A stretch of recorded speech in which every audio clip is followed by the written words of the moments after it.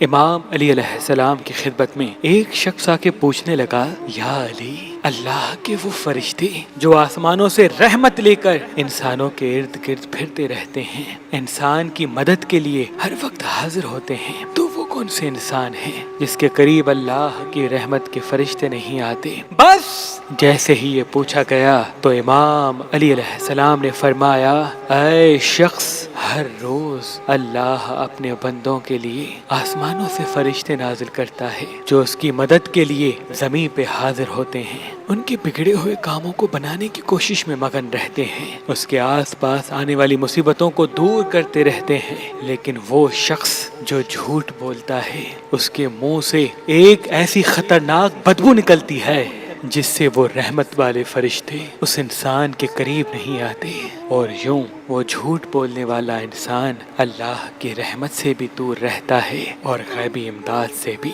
یاد رکھنا، اگر اللہ کی رحمت پانا چاہتے ہو اور اللہ کے فرشتوں کی مدد حاصل کرنا چاہتے ہو تو اپنے وجود کو جھوٹ سے دور رکھو، کیونکہ جھوٹ انسان کے وجود کو بدبودار بناتا ہے اور انسان کی شخصیت کو غلیظ کر دیتا ہے، انسان کی شخصیت کو غلیظ کر دیتا ہے،